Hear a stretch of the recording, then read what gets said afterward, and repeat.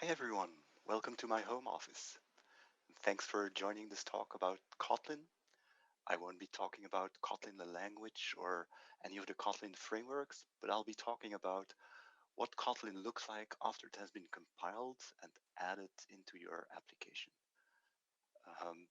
This is mostly out of curiosity, but it also has practical applications. It may help you to learn something about your own applications that you develop and release and how they are processed and run on an Android device. I'm Eric. I am the founder and CTO of Guardsquare, and I'm the original creator of ProGuard, the optimizer and obfuscator that you may have used before for your own applications. We currently maintain ProGuard as part of our work at Guardsquare. So in this presentation, I'll touch upon a couple of topics. I'll talk about Kotlin aspects, of course, the Kotlin runtime libraries that go into applications, the bytecode that the Kotlin compiler generates, and the metadata that the compiler adds to the application. And then I'll talk about how all of this interacts with any optimization and obfuscation that you may apply in your application. So I'll look at some of those results. Throughout the presentation, I'll be using looking at the Google I/O scheduling app as a sample. This is a well-known app, and in its latest version, this is entirely written in Kotlin. So it has about 300 Kotlin source files, and it relies upon more than 100 libraries. All of that amounts to 176 jar files, which contain Java bytecode, of course, and those bytecode files are compiled onto Delphic bytecode files. In the debug version, that's about 16 DEX files amounting to 24 megabytes. All of that gets packaged in the final APK, which is about 13 megabytes in its debug version. So it's smaller than the DEX files combined because the DEX files, of course, can be compressed. Let's look at the Kotlin libraries first that go into this sample application. If you develop in Kotlin, of course, you'll need the standard libraries, the standard library common, and they are 1.4 megabyte, 180K. This application also uses coroutine, so it needs the additional coroutine library, which is another 1.5 megabytes. All in all, it's not entirely nothing, but compared to the size of the complete application, that's not too bad. In addition here, of course, the library or the application is using a lot of Android functionality and Android libraries. And many of those libraries nowadays have Kotlin extensions, some sort of wrapper for the libraries that allow you to use them in a more Kotlin way, using the Kotlin idioms. There are many of them, but they are all small, just a couple of tens of kilobytes. So looking at this compared to the size of the entire application, it's not so bad. It's just a small overhead in size. Then I'm looking at some of the constructs that you typically use in your Kotlin applications. So we've looked at the libraries now. Now in your own applications, you'll probably use some of the constructs, and I've singled out three important ones that many applications use, starting with the simplest one that I could find, type aliases. So in this example from the sample application, there is an alias defined that equals to a slightly more complex type. And that alias is used as a parameter type in some function elsewhere in the application. Now, if you look at the compiled code and disassemble it to make it more readable, you can see that the type alias has been replaced by its original definition. So all in all, there is no overhead here. As expected, the type alias behaves like a macro, and it's just replaced in the code. So there's no harm in using type aliases clearly. So that's a simple example. Then moving on to another very common construct in Kotlin, data classes. these are classes that allow you to very compactly write something to represent data. In this case, the application contained a room class that has two properties, ID and name, both strings, and a derived property that is an abbreviated name. As documented in the Kotlin documentation, this is of course expanded to more elaborate Java bytecode. If you look at the decompiled or disassembled bytecode, or at least the headers there, it's more or less as what you would expect. The properties have been translated into fields, and there are getters associated with them, also the additional property here. In this case, it's an immutable class with read-only fields, so you only have getters. There is a constructor with two arguments, and maybe a bit less well known, there are also a few additional methods, two component methods that actually correspond to the getter methods. They just have a different standardized name, and this name or these methods, they are used if you deconstruct any instances of this room class. So irrespective of whether you do that deconstruction anywhere in the code, these methods are generated in your compiled data class. In addition, there are a couple of copy methods that allow you to create related instances, similar instances of this instance of the room class. And finally, as documented, the Kotlin compiler will create the toString, hashcode, and equals methods for you to make life just that little bit more convenient. Again, these methods are created whether or not you are actually using them in your application. So there's a little bit of overhead here, but we'll see later on in our analysis whether this has any effect in the final result of your application. And then as a third example, I'm looking at null checks in the generated bytecode. So as you probably know, the Kotlin language is aware of nullability of types, unlike the Java language or Java bytecode. And to help you with that, it adds some sort of assertions in the bytecode. And this is what you see in disassembled bytecode. For instance, in the constructor, at the beginning of the constructor, there will be two assertions that ensure that the parameters, ID and name, are really null or never null at runtime. In theory, this shouldn't be necessary if all of your code is Kotlin because it's aware of nullability.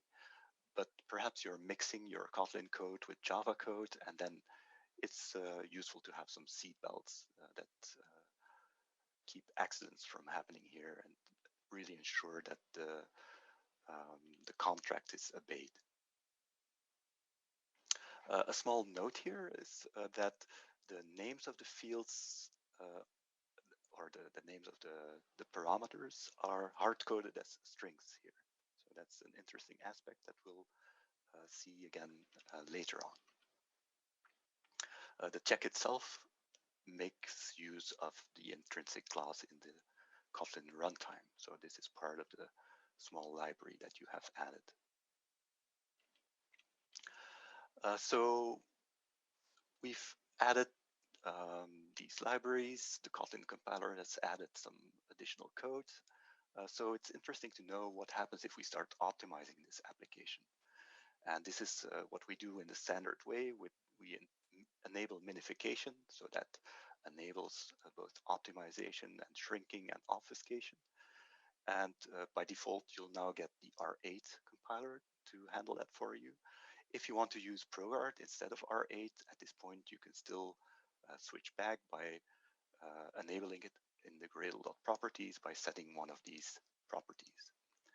Of course, ProGuard is still my favorite open source project, so I've done most of my tests with ProGuard for this presentation. The first thing you'll see if you enable ProGuard, and this is true for any project, whether you use Kotlin or not, is typically a series of warnings that ProGuard spits out. about things in the code that don't look quite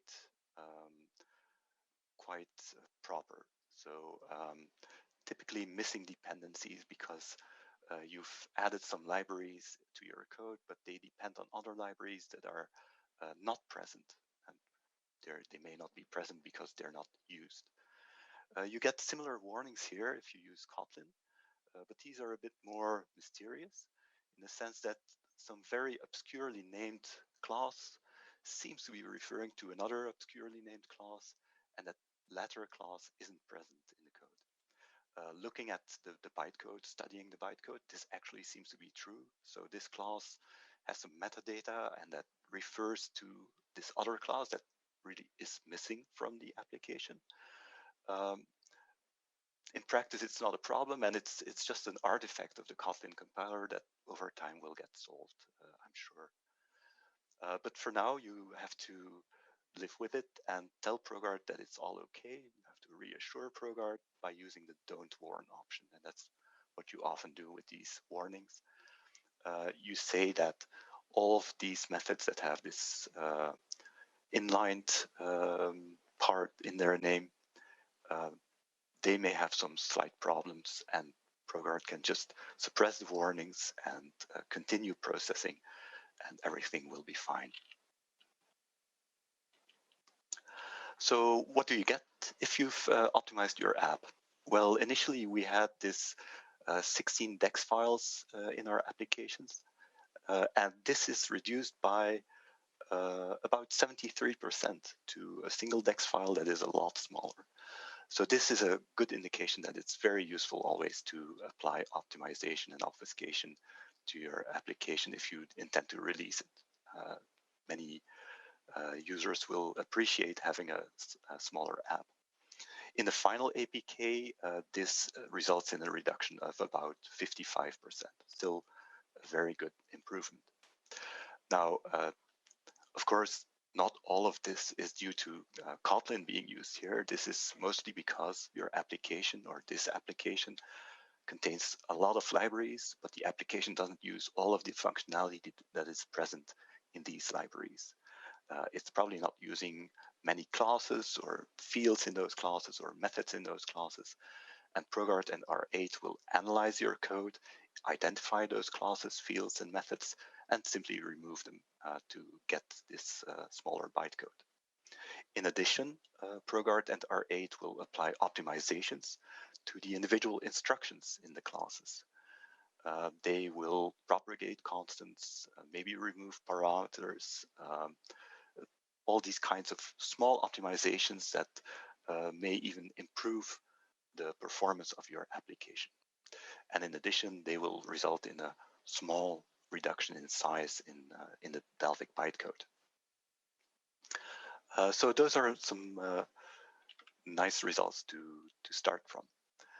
Of course, I want to verify how much of the Kotlin code is affected. The Kotlin code that I talked about earlier that is generated or inserted in your application.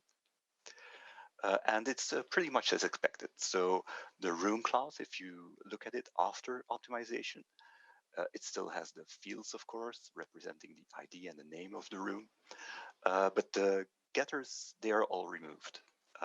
And in this case, it's not so much that they are not used in the application. They are used, but the optimization step has been able to inline the getters and as a result also remove their definitions.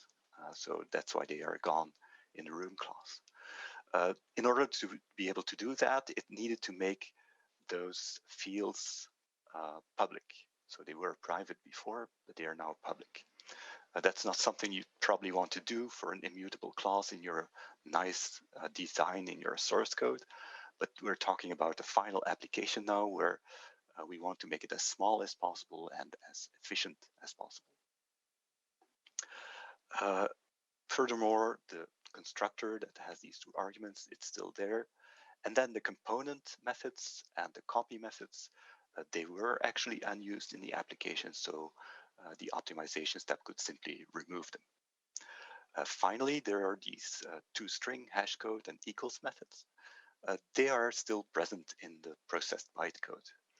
And this is a bit unfortunate, perhaps, but this is a very difficult problem. These are methods that override the corresponding methods in the object class. And for an optimizer, it's very difficult to analyze and figure out to ensure that these methods aren't used at runtime. So for instance, hash code, it's obvious that it's necessary if you add a room class to a hash set or a hash map, perhaps. But if you add it to an array list, for instance, and you print out the array list, the toString method might be used without that being very obvious from the code. So in general, and this is for most of these classes, it will be impossible to determine that these methods aren't used, in fact, and they will still be present after processing. Then the other construct that I talked about earlier, so the null checks that were inserted. And this is what they look like originally. There are two different possibilities here. On the one hand, it's possible that ProGuard is able to analyze all of the code, and it can ensure that the strings that enter here as parameters are never null. And then it might be able to figure out that this check will never throw an exception and that it's unused and unnecessary, and then it can remove all of the code that is associated with it. In general, that might not always be possible or that easy. So in that case, you might want to give ProGuard or R8 a hand by telling it that we don't care about these checks. We know that our code is perfect, it doesn't contain any bugs, and it can get rid of these assertions. And the way to do that is to add an option assume no side effects to the ProGuard configuration, where you tell ProGuard that these check methods will never have any side effects. In this case, they will never throw an exception, so that ProGuard can remove all invocations and eventually also all of the method definitions. A more compact way to write this is using wildcards. You can say all of the check methods that have any number of arguments of any type. Feel free to remove them. Of course, we need to check that if that's really happening, and indeed, in the constructor of the room class, these assertions have been removed after specifying these assumptions. Now, there's a reduction in size, of course, because of this. And to be honest, I was a bit disappointed here. It's just a reduction by 32 kilobytes. It's always nice to know that the calls are gone, but the reduction is relatively small. Of course, part of it is due to only a small part of the application here, of the entire code base here being Kotlin code. So that might be more for entire large Kotlin applications, but it's not so enormous. Of course, it always gives me a warm feeling to know that the calls are gone, and at least at runtime, you don't have that small overhead of these checks being executed. Okay, so so far I've been talking about bytecode, so the bytecode that the Kotlin compiler generates.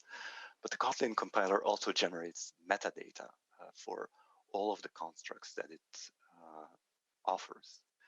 And I'll go into a bit more detail about where and how it stores those, just to give you an impression of what's going on there. Why would the Kotlin compiler add these metadata? Well, there are essentially two use cases. On the one hand, you may be writing code for a Kotlin library, and that Kotlin library might be used in other Kotlin applications. And for that use case, it's necessary to have these metadata so that the Kotlin compiler can actually use the Kotlin idioms that you have in your library. In theory, the information would be there in just the bytecode that I've shown before, but of course, metadata can help a lot to make sense of the structure. In addition, the second use case is reflection. And this is not just the traditional Java reflection, but this is the additional Kotlin reflection that it offers. And I'll show a couple of examples of that in a moment in later slides. First, I'll dive a little bit deeper into the technology, the representation that's behind these metadata. And this is mostly, again, out of curiosity, but it's nice to know where everything is stored.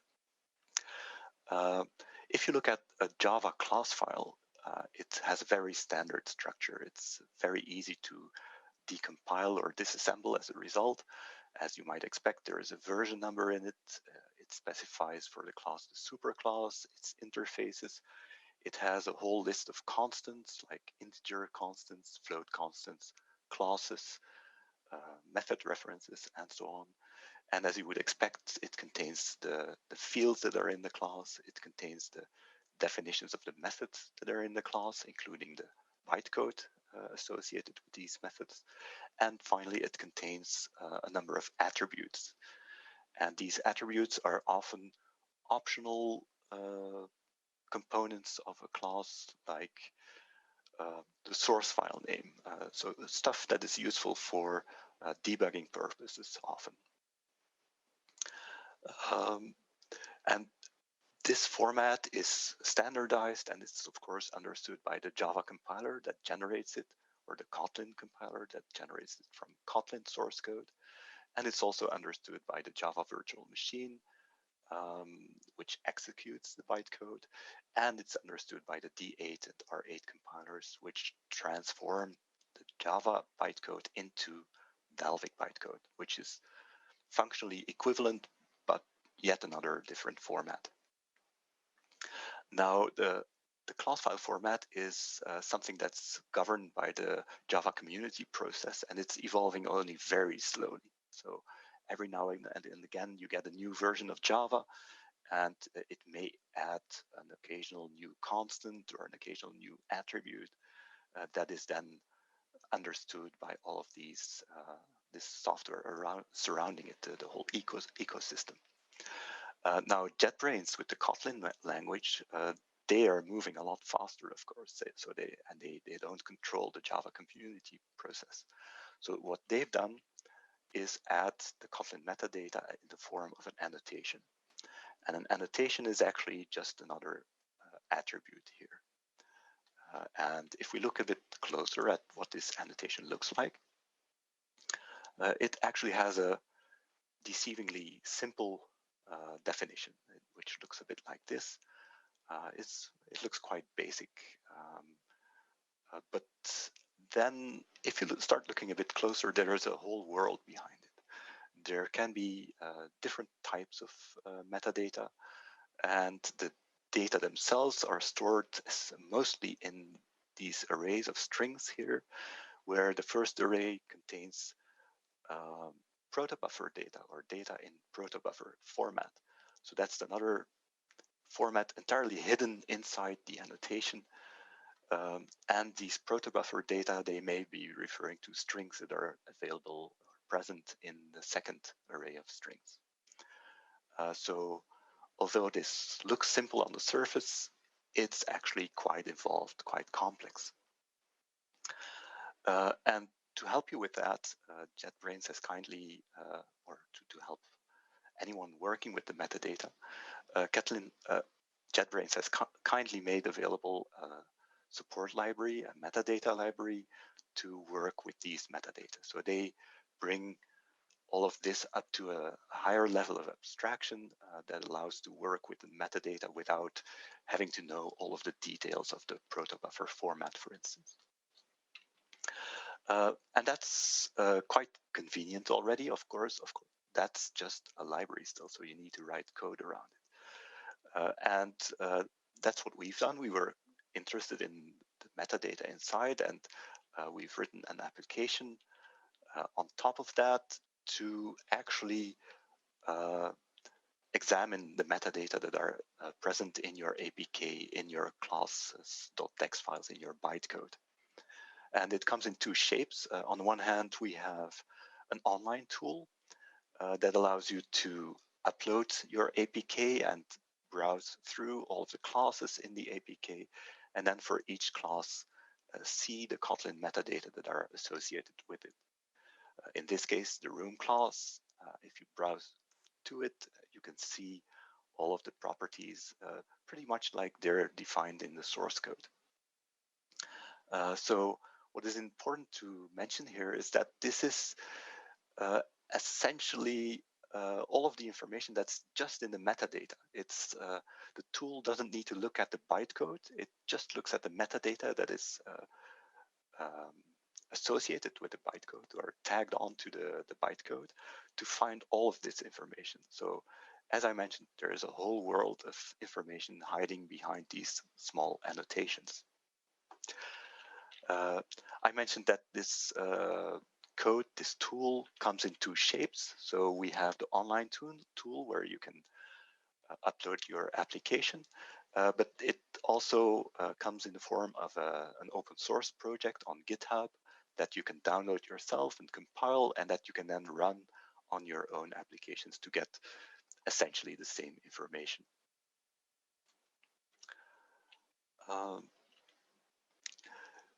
So far, I've talked about the bytecode, the metadata that are tagged onto the bytecode in the form of annotations.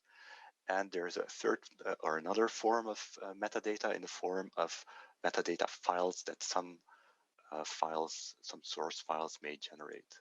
And these are the files that you may encounter in your APK as well. I won't go into detail about those further. But I'll move on to reflection, as I've promised before. So how does reflection relate to all of this bytecode and metadata? So you're probably familiar with reflection in Java. And in its simplest form, there is the class for name construct that takes an argument that is a class name. And in some cases, the class name is just a simple string constant that is easy to deal with. Programmer can do that. But in many cases, this is just a variable, and it's at build time, it's impossible to figure out what kind of name or which names can be passed in here. And that's the case where you need to have these famous or infamous keep options in your ProGuard configuration that tell ProGuard to keep the mentioned class here with its original name, so that a construct like this will still continue to work at runtime after it has been optimized and obfuscated. And there is a similar concept in Kotlin. So Kotlin has its own types of reflection. And I've shown a couple of examples here. You can ask a class for its qualified name. You can ask if a class is a data class or not. You can ask for its member properties. And there are a couple of more of these constructs. And this is actually a case where the Kotlin runtime, the reflection runtime, not only requires the bytecode like Java, but it requires the metadata that the compiler has inserted. And of course, it requires those metadata to be consistent with the bytecode. And that is not obvious, of course, as I've shown. The metadata are in a non-trivial format, and you have to make an effort to make sure that everything remains consistent. And that's what we've done. We've done that in ProGuard version 7.0, where you have to specify, you still have to specify that you want to keep a class with its original name. And there is a simple option to specify that you want to keep the Kotlin metadata. And then it will keep all relevant Kotlin metadata. R8, as of version 4.10, has similar functionality. You have to keep the original class still, and then the annotations in which the metadata are stored, and the metadata annotation itself. And I'll show effect you get in your application if you start obfuscating your Kotlin application now. So first looking at the bytecode. So as you remember, there is bytecode and metadata. I'll start with the bytecode. This is what the bytecode looked like, at least the headers of the bytecode, the fields, the getters, the added methods, and the standard added methods. And if you now look at the obfuscated version of that bytecode, this is essentially the same as Java bytecode. As you would expect, the class names are short names now. The field names are short names now, A, B, ABC for method names as well. The constructor has changed name. And here, maybe the small special thing is that the method that had default in its name still has default in the name, because that's necessary for Kotlin to function properly. And as usual, as for any Java or Kotlin application, the toString hashcode and equals method can't be renamed, otherwise you would break the consistency with the class Java lang object, which has these names. So that's pretty straightforward. There's nothing special here. If you look at the obfuscated bytecode, the null checks that I talked about earlier, this was what the code looked like originally. And you may remember that these parameter names are hard-coded. If you look at the obfuscated version of this bytecode, the parameter names have been obfuscated as well in ProGuard. And last time I checked, R8 doesn't have this functionality yet. So if you care about hiding the names of your fields and parameters, it may be worthwhile to try ProGuard here. Similarly, the toString method, it has this generated code that reveals the name of the class and its properties. And if you apply ProGuard to it, it's now able to also obfuscate these hard-coded strings in your code. Then the metadata. So this was the bytecode, the metadata, which is a bit more challenging. If you look at the original metadata, this is what they looked like. Looking at it with the metadata viewer that we had. And if you look at the obfuscated version of those metadata, this is what you get, and it's consistent with the bytecode. So that's pretty much what you would expect, or at least hope for. So that concludes the technical part of my presentation. If you're still curious and you want to learn more, there are a couple of interesting blogs. There is a blog by Jake Wharton where he optimized an application, optimized all of the code until it got really a lot smaller, significantly, and he even suggests a couple of tricks to use standard Java classes instead of the Kotlin utility classes to even reduce the application further. So that's a nice idea. There's another nice blog by Florina Muntenescu where she investigates that the effect of inlining functions, which can sometimes help the Kotlin compiler to reduce the code, remove some Lambda functions that it would need otherwise. It's a bit technical, but very interesting blog. And finally, there's the blog from Google's R8 team, where they describe how they've enabled Kotlin support in the R8 compiler. If you really want to try out more, of course, you can look at the Kotlin metadata printer that I've discussed. This is the URL for it, for the online tool, where you can upload your APK and browse through all of the metadata. Or you can download the open source project, compile it yourself, and look at your metadata on your own computer. If you really want to get your hands dirty, you can also look at JetBrains' metadata library that allows you to disassemble or explore the metadata that are inside Kotlin annotations.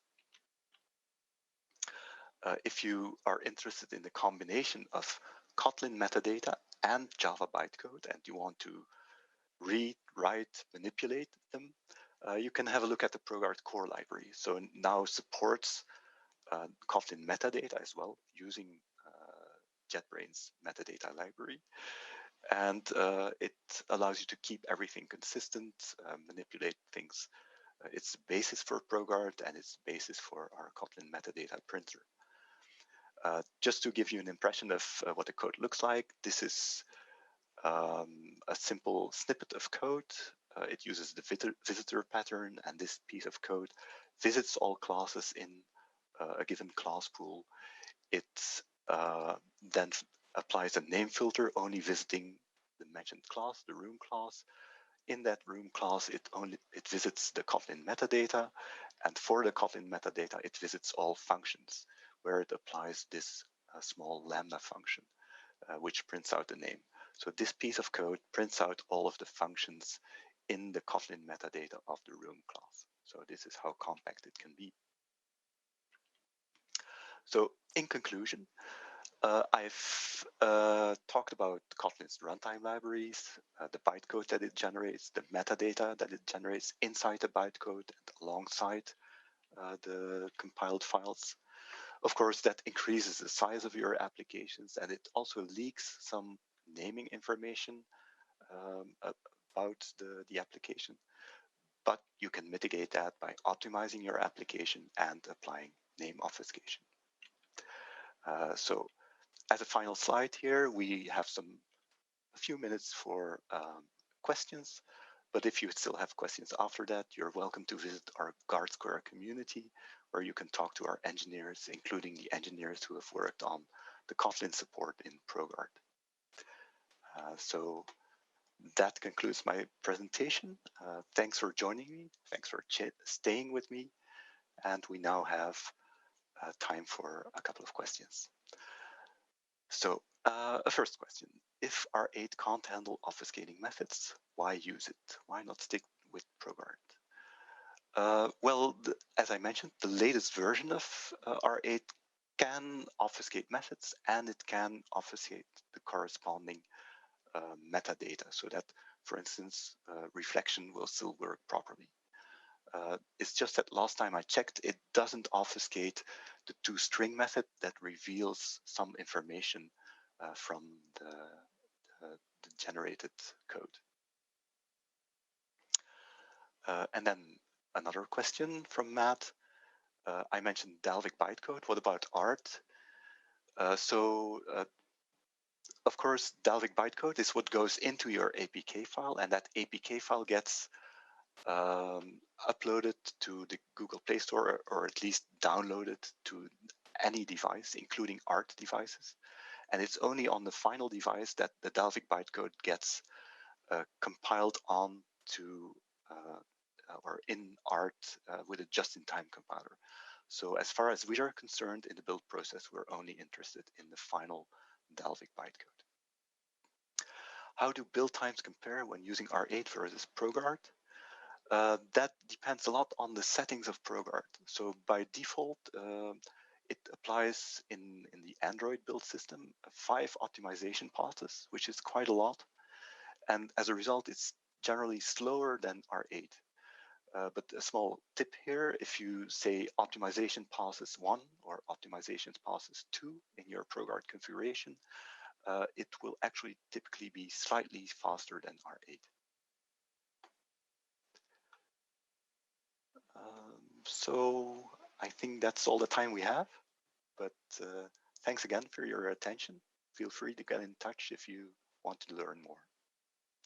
Cheers.